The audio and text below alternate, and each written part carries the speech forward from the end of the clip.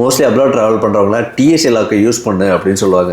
இந்த TSA லாக்னா என்ன, அதை பற்றி கொஞ்சம் சொல்லுங்களேன். TSA லாக் அப்படின்றது இந்த மாதிரி ரெட் கலர் சிம்பிள் இருக்கும். இதை பார்த்தாவே நீங்க தெரிஞ்சுக்கலாம் இது TSA லாக் அப்படின்றது. 2001 9/11 அட்டாக் நடந்துச்சு. இது வேர்ல்டு வைடா ரொம்பவே ஒரு பெரிய செக்யூரிட்டி இஷ்யூவா பார்த்தாங்க. அதுக்கப்புறம் இன்டர்நேஷனல் ஏர்போர்ட்ஸ் எஸ்பெஷலி US கனடால செக்யூரிட்டி பர்பஸ் எல்லாமே இன்னும் அதிகப்படுத்தினாங்க. அந்த டைம்ல என்ன பண்ணாங்கன்னா பேசஞ்சரோட பேக் எல்லாமே மல்டிபிள் டைம் செக் பண்ணாங்க. சில பேக் ரேண்டமா செக் பண்ணும்போது லாக்ஸ் எல்லாமே பிரேக் பண்றாங்க அப்படின்ற கம்ப்ளைண்ட்ஸ் நிறையவே வந்துச்சு.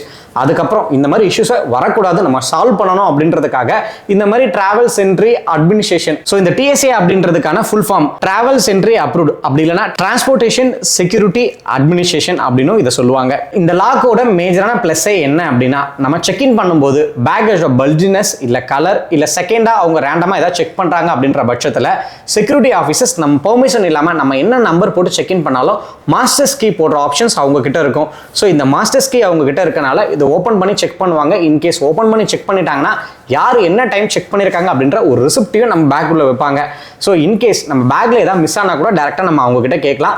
இந்த மாதிரி லாக்கை யூஸ் பண்ணும்போது நம்ம பேக்கேஜை பிரேக் பண்ண மாட்டாங்க. இதுதான் மேஜரான ஒரு அட்வான்டேஜ். இன்டர்நேஷனல் டிராவல் பண்ணும்போது எஸ்பெஷலி US கனடாலாம் போகும்போது இந்த லாக் கண்டிப்பா யூஸ் பண்ணுங்க, ரொம்பவே பெட்டரா இருக்கும்.